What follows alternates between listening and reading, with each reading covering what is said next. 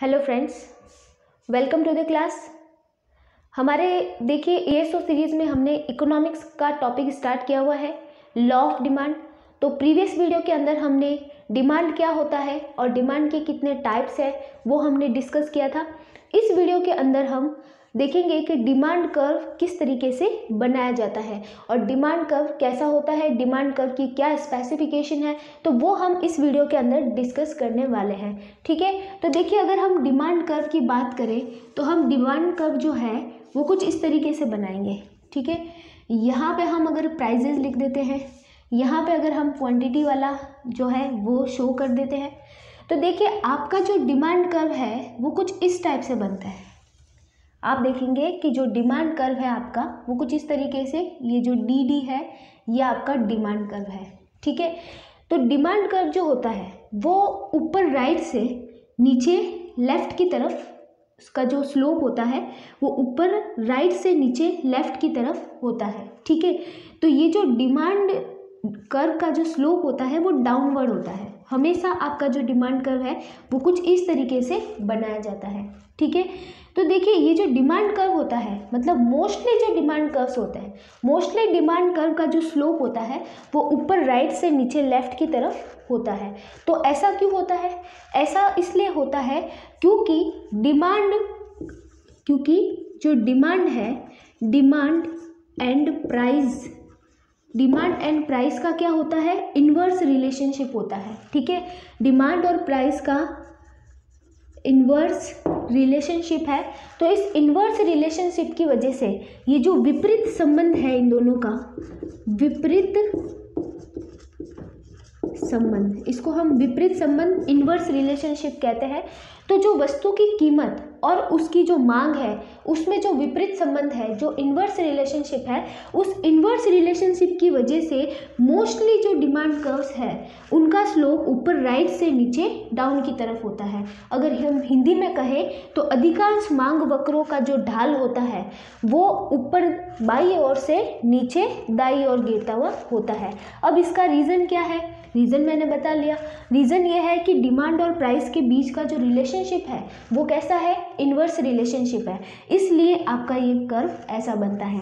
तो देखिए इसमें अब अगर हम इनके इन्वर्स रिलेशनशिप की बात करें तो इन्वर्स रिलेशनशिप के अकॉर्डिंग क्या होता है कि जैसे ही किसी प्रोडक्ट की या जैसे ही किसी कमोडिटी की प्राइस जो है वो इंक्रीज होती है तो उसकी जो क्वांटिटी है, उसकी जो डिमांड है वो क्या हो जाती है? डिक्रीज हो जाती है। ठीक है, तो इन्वर्स रिलेशनशिप हुआ। अगर आपकी प्राइस बढ़ रही है तो क्वांटिटी और उसकी डिमांड क्या हो रही है? कम हो रही है। तो ये क्या है? उसका इन्वर्स रिलेशनशिप है। फिर देखिए प्राइस थोड़ी सी कम हो जाती है, ठीक है, तो क्वांटिटी ज़्यादा परचेज की जाती है तो उसकी जो डिमांड है वो ज़्यादा हो जाती है। ठीक है, जैसे ही किसी प्रोडक्ट की प्राइस कम हो जाती है तो उसकी डिमांड क्या हो जाती है? बढ़ जाती है। तो ये इनका क्या है? इन्वर्स रिलेशनशिप है। तो इस इन्वर्स रिलेशनशिप की वजह से आपका डिमांड कर्व जो है उसका स्लोप जो है वो नीचे जो लेफ्ट है उसकी तरफ रहता है। ठीक है, तो अब देखिए ये जो इन्वर्स रिलेशनशिप है ना, इन्वर्स रिलेशनशिप की जब आपके वस्तु की कीमत बढ़ती है तो उसकी मांग घट जाती है और वस्तु की जब कीमत घटती है तो उसकी मांग बढ़ जाती है। ये जो विपरीत संबंध है, इस विपरीत संबंध को ही क्या कहा गया है? Law of demand.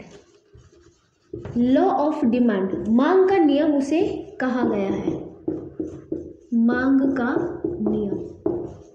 ठीक है, मांग का नियम क्या कहता है? मांग का नियम कहता है कि अगर कीमत बढ़ती है, अगर कीमत क्या होती है? बढ़ती है, तो मांग क्या हो जाती है? घटती है। मांग उसके अंदर घट जाती है।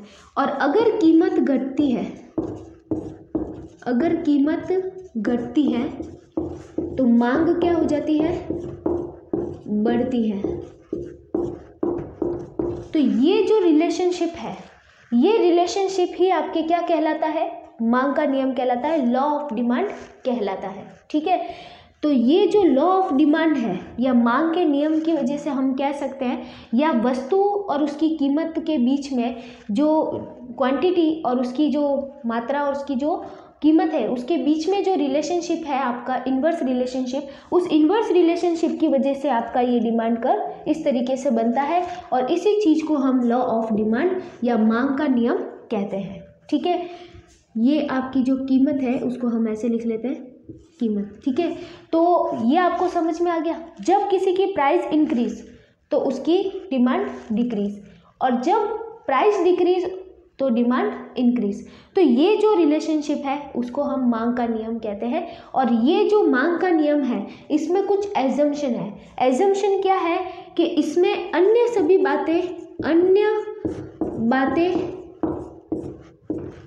बातें स्थिर मानी गई है। ठीक है, अन्य सभी बातें समान रहने पर, ठीक है, अन्य सभी बातें समान रहने पर, तो यहाँ पे जो बातें चलती है कि दूसरी सभी बातें सब सही चल रही है, जिसमें हम कह सकते हैं कि कंज्यूमर की जो इनकम है वो भी क्या है, फिक्स है, उसमें भी कोई चेंजेस नहीं हो रहा है।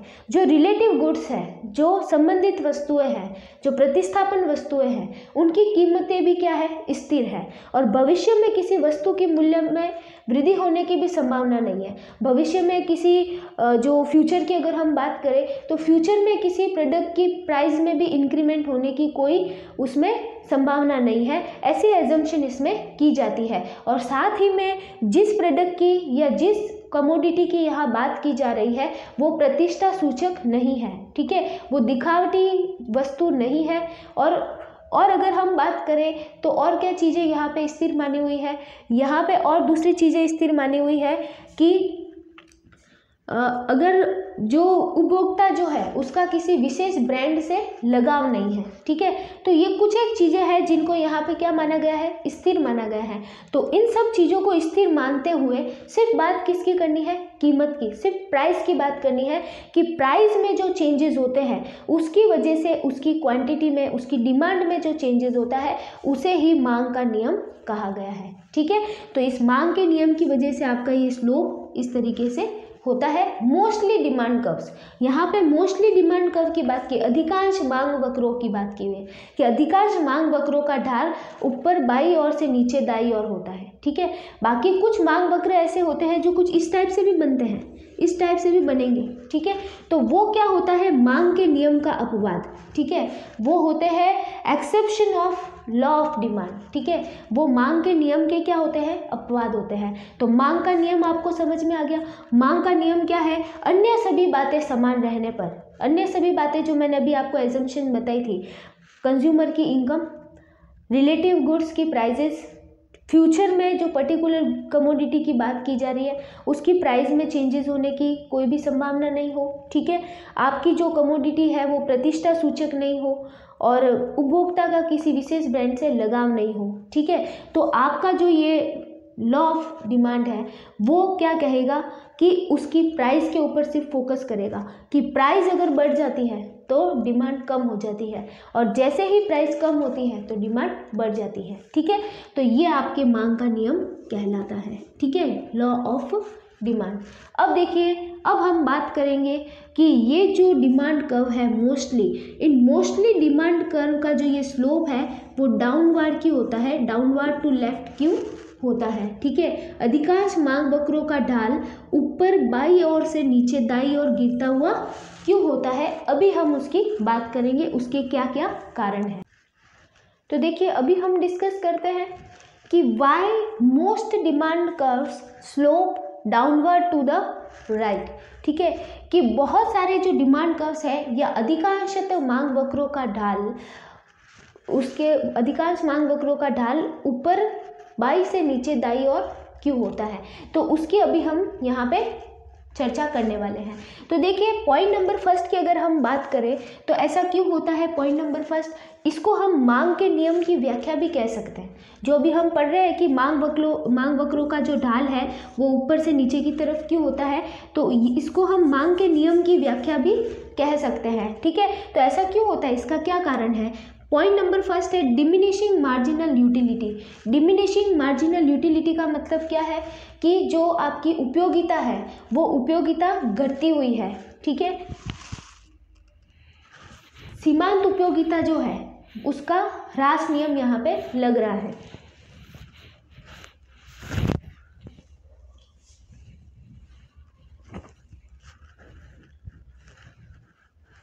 तो अभी देखिए हम डिस्कस करेंगे कि अधिकांश मांग वक्रों का ढाल ऊपर बाएं से नीचे दाईं ओर क्यों होता है। जो इसका स्लोप है वो ऊपर से ये जो डाउनवर्ड टू द राइट क्यों होता है, ठीक है। डिमांड कर्व का जो ये स्लोप है वो ऐसे क्यों होता है, तो उसका अभी हम यहाँ पे डिस्कशन करने वाले हैं। तो देखिए सबसे फर्स्ट रीज़न उसका क्या है, फर्स्ट रीज़न है डिमिनिशिंग मार्जिनल यूटिलिटी, ठीक है। डिमिनिशिंग मार्जिनल यूटिलिटी का मतलब क्या है, सीमांत उपयोगिता का ह्रास, सीमांत उपयोगिता का ह्रास, उपयोगिता का ह्रास, ठीक है। अब ये सीमांत उपयोगिता का ह्रास का क्या होगा, सीमांत उपयोगिता ह्रास नियम यहाँ पे लगेगा। मतलब कि अगर आप किसी कंज्यूमर को लगातार किसी चीज़ का कंजप्शन करने के लिए कहोगे तो वो कंजप्शन करते करते उसकी यूटिलिटी क्या हो जाती है, कम हो जाती है। और जैसे ही किसी कंज्यूमर की यूटिलिटी कम होती है तो कम यूटिलिटी के लिए वो ज़्यादा प्राइसेस पेड नहीं करता है, इसलिए वो हाई प्राइजेस पे उसकी जो डिमांड होती है वो क्या हो जाती है, कम हो जाती है। तो मतलब जैसे ही प्राइस बढ़ती है तो वो डिमांड क्या कर देता है, कम कर देता है, क्योंकि उसकी मार्जिनल यूटिलिटी क्या होती है, वो उसका ह्रास होता है, डिमिनिशिंग मार्जिनल यूटिलिटी होती है। मतलब हम भी किसी चीज़ का ज़्यादा कंजप्शन करने लग जाते हैं तो हम उससे बोर होने लग जाते हैं। फिर अगर हम उस चीज़ के लिए ज़्यादा पैसे दे करके क्यों खरीदेंगे, तो हम क्या करते हैं कि जब उसकी प्राइस डाउन होती है तभी हम उसको खरीदते हैं या फिर ज़्यादा मात्रा में खरीदते हैं। तो ये डिमिनिशिंग मार्जिनल यूटिलिटी की वजह से भी आपका जो डिमांड कर्व का स्लोप है वो ऊपर से नीचे की तरफ होता है, ठीक है। फिर दूसरी बात करें हम, सेकेंड पॉइंट क्या आ जाता है, सब्स्टिट्यूशन इफेक्ट। सब्स्टिट्यूशन इफेक्ट का मतलब प्रतिस्थापन प्रभाव, प्रतिस्थापन प्रभाव। प्रतिस्थापन प्रभाव क्या होता है, प्रतिस्थापन प्रभाव का मतलब होता है कि उसके जो सब्स्टिट्यूट गुड्स होते हैं, जिस कमोडिटी की हम बात कर रहे हैं उसके कुछ सब्स्टिट्यूट गुड्स होते हैं, ठीक है, उसकी कुछ प्रतिस्थापन वस्तुएं होती है।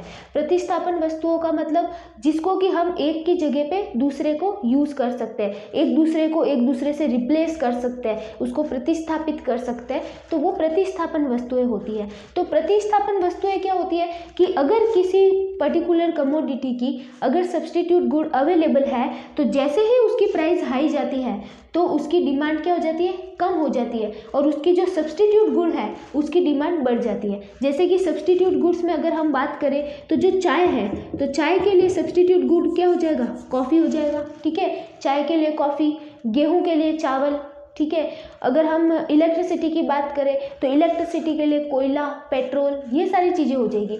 तो ये सब क्या है, सब्स्टिट्यूट गुड है। तो जैसे ही किसी एक, जैसे अगर यहाँ पे किसी एक प्रोडक्ट के लिए अगर हम उसकी प्राइजेस लिख दें और यहाँ पे जो दूसरी उसकी सब्स्टिट्यूट गुड्स है उसकी क्वांटिटी लिख दें, तो जैसे ही किसी एक प्रोडक्ट की डिमांड में इंक्रीमेंट होगा, उसके सब्स्टिट्यूट गुड जो होते हैं उसकी जो क्वांटिटी होती है, उसकी क्वांटिटी मतलब उसकी डिमांड जो होती है, उस डिमांड में क्या हो जाता है, इंक्रीमेंट हो जाता है, ठीक है।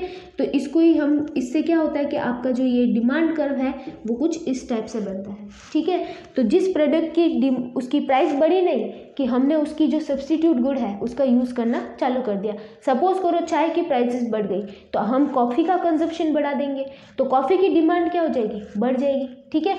तो ये क्या होता है, सब्स्टिट्यूशनल इफेक्ट होता है कि किसी की प्राइस जैसे ही बढ़ती है उसकी डिमांड कम हो जाती है, दूसरी किसी चीज़ की डिमांड बढ़ने लग जाती है। तो ये क्या होती है, सब्स्टिट्यूशनल इफेक्ट है, जिसको हम प्रतिस्थापन प्रभाव कहते हैं, ठीक है। फिर हम बात करते हैं थर्ड क्या आता है, इनकम इफेक्ट। इनकम इफेक्ट का मतलब आय प्रभाव। आय प्रभाव क्या होता है, आय प्रभाव का मतलब देखिए क्या होता है कि जैसे किसी प्रोडक्ट की जो प्राइस है वो अगर कम हो जाती है तो उस प्रोडक्ट की प्राइस कम होने का मतलब क्या होता है कि कंज्यूमर की इनकम बढ़ गई है। सपोज करो कि किसी चीज़ को 10 रुपये में ख़रीदा जा सकता था, ठीक है, और उसकी अगर प्राइस कम हो जाती है, अब उसकी प्राइस क्या हो गई है, 8 रुपये हो गई है, ठीक है। तो इसमें से जो 3 रुपये बच रहे हैं, वो 3 रुपये जो बच रहे हैं उसको हम इनकम इफेक्ट कहेंगे, ठीक है। मतलब कि क्या है कि कोई चीज़ अगर कंज्यूमर 10 रुपये में ख़रीदता था तो 10 रुपये की जगह अब वो 8 रुपये में ख़रीदेगा, तो अब उसकी जो है जो बचेगा वो अमाउंट कितना बचेगा, 2 रुपये बचेगा, ठीक है। तो 2 रुपये से उसकी इनकम में क्या होगा, इंक्रीमेंट होगा। तो 2 रुपये से उसकी इनकम में जो इंक्रीमेंट हुआ है उसको हम क्या कहेंगे, आय प्रभाव कहेंगे, इनकम इफेक्ट कहेंगे। ठीक है, तो अब ये जो 2 रुपये उसके इंक्रीज हुए हैं या बढ़े हैं या बचे हैं, तो उस बचे हुए रुपए से वो किसी दूसरे प्रोडक्ट की डिमांड को क्या कर सकता है, बढ़ा सकता है, किसी दूसरी चीज़ को खरीद सकता है। ठीक है, अब 10 रुपये में एक चीज़ खरीदी जा रही थी, अब 8 रुपये में एक चीज़ खरीदी जा रही है, तो 2 रुपये में दूसरी कोई चीज़ खरीदी जाएगी। तो इससे क्या होगा, इससे आपके ये जो डिमांड है वो इंक्रीज होगी। ठीक है, समझ में आ रहा है, जहाँ 10 रुपये में एक चीज़ खरीदी जा रही थी, वही 10 रुपये में अब 2 चीज़ें खरीदी जा रही है। तो जैसे ही प्राइस कम होगी तो आपकी डिमांड बढ़ जाएगी, इसलिए आपका जो कर्व है वो ऐसे बनता है। ठीक है, फिर बात करें 4th number point. 4th number point क्या कह रहा है, on the less price attract the new customers. ठीक है, जो कम मूल्य होते हैं वो नए उपभोक्ताओं को आकर्षित करते हैं। ठीक है, जैसे सपोज करो कि किसी प्रोडक्ट की कोई प्राइस कम हो जाती है, तो हम भी क्या करते हैं, उसको यूज़ करने लग जाते हैं। ठीक है, और अगर उसकी प्राइस बढ़ जाती है तो लोग उसका यूज़ करना कम कर देते हैं। ठीक है, अब सपोज करो कि कोई पर्टिकुलर ब्रांड है, जैसे सपोज करो फॉग का परफ्यूम है। ठीक है, फॉग का परफ्यूम है तो उसकी जो प्राइस है, उसकी प्राइस पहले थी सपोज करो 500 रुपीज़। ठीक है, तो 500 रुपीज़ थी, तो कुछ लोग उसको यूज़ नहीं करते थे।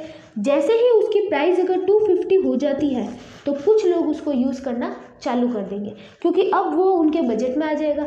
तो कुछ नए कंज्यूमर्स क्या है, उसके बन जाएंगे, तो उसकी जो डिमांड है उसमें क्या हो जाएगा, इंक्रीमेंट हो जाएगा। तो आपका जो कर्व है वो ऐसे बनेगा। ठीक है, तो समझ में आ रहा है कि जैसे ही प्राइस कम होता है तो नए कस्टमर हमारे साथ में जुड़ जाते हैं, या नए कस्टमर उस प्रोडक्ट को यूज़ करने के लिए चालू हो जाते हैं, तो उससे क्या हो जाता है, उसका फिर डिमांड इंक्रीज हो जाता है। तो इस वजह से आपका जो डिमांड कर्व है वो कुछ ऐसा बनता है। ठीक है, जिसका स्लोप क्या होता है, नीचे की तरफ डाउनवर्ड होता है, डाउनवर्ड टू लेफ्ट होता है, नीचे दाई ओर होता है। लेकिन अब कुछ जो डिमांड कर्व होते हैं, कुछ डिमांड कर्व का जो ये स्लोप होता है वो नीचे से ऊपर की तरफ ऐसे होता है, इस प्रकार से। ठीक है, तो इसको हम क्या कहते हैं, इसको हम कहते हैं अपवर्ड।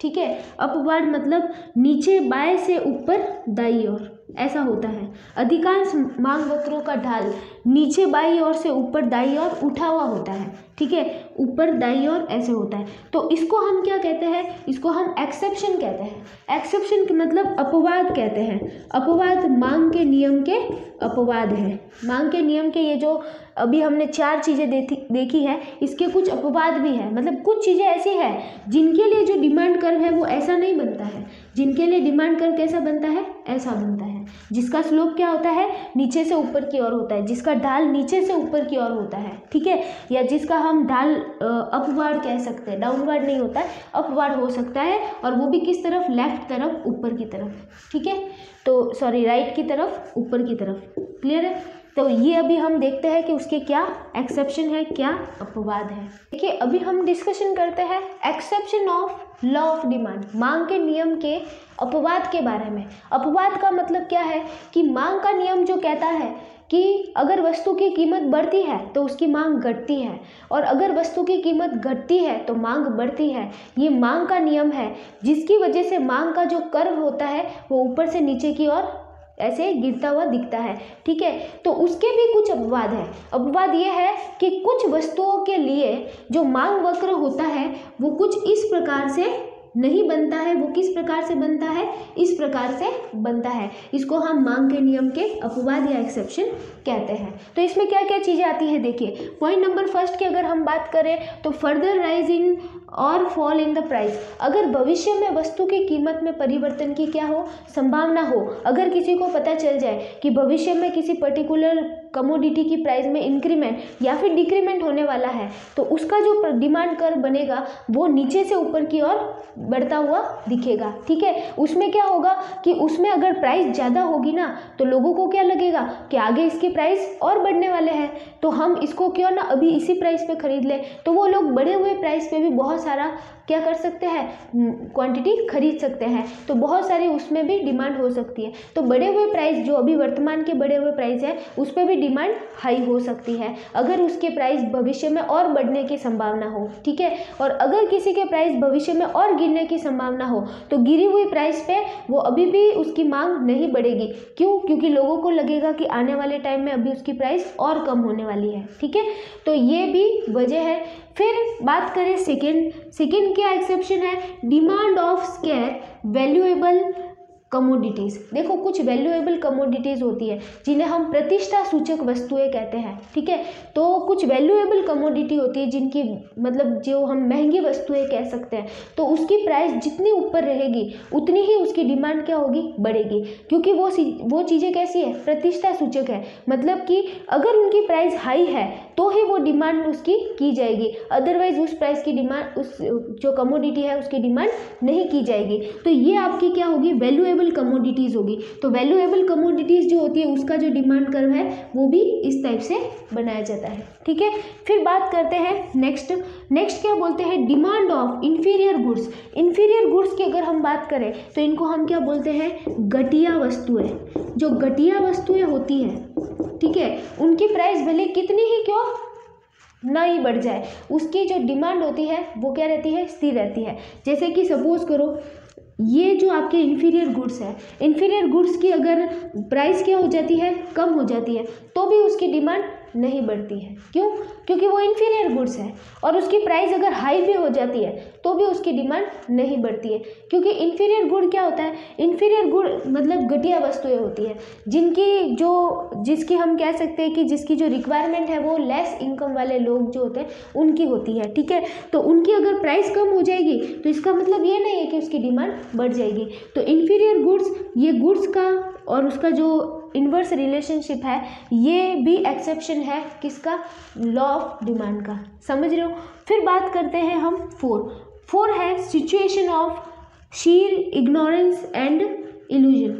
देखिए ये जो इसको हम कह सकते हैं कि भ्रम की स्थिति जो होती है। ठीक है, भ्रम की स्थिति होती है जिसमें उपभोक्ता क्या रहता है, जो कंज्यूमर होता है वो भ्रम में रहता है। कैसे भ्रम में रहता है कि अगर किसी प्रोडक्ट की अगर प्राइस ज़्यादा है तो वो क्या है, अच्छी चीज़ है, उसके जो गुण है वो बहुत ज़्यादा अच्छे हैं। तो हाई प्राइस पे वो लोग क्या करते हैं, अच्छी डिमांड करते हैं। हाई प्राइस पे उसकी डिमांड क्या रहती है, हाई रहती है। तो लोगों को एक मतलब जो कंज्यूमर्स होते हैं उनके दिमाग में एक भ्रम होता है, एक इल्यूजन होता है कि अगर किसी की प्राइस हाई है इट मीन्स ये गुड्स क्या है, अच्छा सुपीरियर गुड्स होता है। ठीक है, उसको वो लोग क्या मानते हैं, सुपीरियर गुड्स मानते हैं। और अगर किसी की प्राइस क्या है, कम है, इसका मतलब वो कौन सा गुड है, इन्फीरियर गुड है। तो ये जो है ये भी आपके डिमांड कर्व को कैसा बना देता है, ऐसा बना देता है। मतलब मांग के नियम का क्या है, ये भी अपवाद है। फिर हम बात करें demand of necessaries of life. देखिए कुछ चीज़ें ऐसी होती है जो जीवन के लिए क्या होती है, बहुत आवश्यक होती है। अब अगर उसकी प्राइस बढ़ भी जाती है ना तो भी हमें वो खरीदनी ही होती है। तो ऐसी जो नेसेसरीज जो होती है या नेसेसरी वाली जो कमोडिटीज़ होती है उनकी जो प्राइस होती है वो हाई प्राइस पे भी उनकी डिमांड क्या रहती है, हाई रहती है। तो उनके लिए जो आपका डिमांड कर्व बनता है वो भी ऐसा बनता है। ठीक है, जितनी प्राइस हाई होगी तो क्या है, नेसेसिटी है तो आपको खरीदनी तो पड़ेगी ही। ठीक है, तो नेसेसरीज के लिए जो होती है डिमांड कर उसका भी ऐसा बनता है। तो ये भी मांग के नियम का अपवाद है। फिर 6 नंबर पॉइंट की बात करें, preference for the particular brand. अब देखिए कुछ कंज्यूमर क्या होता है, किसी पर्टिकुलर ब्रांड को प्रेफरेंस देते हैं कि मैं बस इसी ब्रांड की जो चीज़ है या मैं बस यही जो है वो हम यूज़ करेंगे, इसके अलावा हम दूसरा कुछ भी यूज़ नहीं करेंगे। तो उनके लिए डजेंट मैटर है कि प्राइस कितनी है, अगर प्राइस हाई भी हो जाएगी ना तो भी उनकी डिमांड क्या रहेगी, हाई ही रहेगी। ठीक है, तो उनके लिए कोई मैटर ही नहीं करता कि वैल्यू कितना है या प्राइस कितना है, उनका तो लगाव पर्टिकुलर किस से होता है, ब्रांड से होता है। तो ब्रांड के पीछे वो लोग भाग रहे होते हैं। तो जैसे कि आईफोन की बात कर लो तो आईफोन क्या है, आईफोन की प्राइस कितनी हाई रहती है लेकिन उसकी डिमांड भी उतनी की उतनी है। ठीक है, तो ये जो कुछ पर्टिकुलर ब्रांड्स हैं, पर्टिकुलर ब्रांड्स के लिए जो डिमांड कर्व बनता है वो भी कैसा बनता है, कुछ इस टाइप से बनता है, जिसका स्लोप क्या होता है, नीचे से ऊपर की तरफ होता है, अपवार्ड होता है। ठीक है, तो ये क्वेश्चन भी आपको एग्जाम में पूछा जा सकता है कि अधिकांश मांग वक्रों का ढाल ऊपर बाएं से नीचे दाईं ओर गिरने के क्या कारण है या उसकी क्या वजह है, ठीक है, जिसको हम मांग के नियम की व्याख्या कह सकते हैं। फिर दूसरा क्वेश्चन आपके सामने क्या आ सकता है कि अधिकांश मांग वक्रों का ढाल नीचे से ऊपर दाईं ओर उठता हुआ क्यों होता है। तो उसका कारण ये 4-5 चीज़ें हैं, हो सकता है आपके ऑप्शन में 2-3 चीज़ें लिखी हुई हो, ठीक है, इसमें से या ये 4 चीज़ें आपके ऑप्शन में लिखी हुई हो, तो ये भी आपके आ सकता है क्वेश्चन, ठीक है। तो आगे अभी इसके जो टॉपिक है वो हम नेक्स्ट वीडियो के अंदर डिस्कस करेंगे। आपको ये वीडियो कैसा लगा है आप नीचे कमेंट करके ज़रूर बताइए और ज़्यादा से ज़्यादा लोगों को शेयर कीजिए। और अगर आपने चैनल को सब्सक्राइब नहीं किया है तो प्लीज़ आप सब्सक्राइब कर दीजिए, ताकि जो नेक्स्ट वीडियो आपके सामने आएगा उसकी जो नोटिफिकेशन है वो आपको मिल सके, ठीक है। और ज़्यादा से ज़्यादा शेयर और लाइक कीजिए और ये वीडियो कैसा लगा है ये कमेंट करके ज़रूर बताइए। Thank you so much.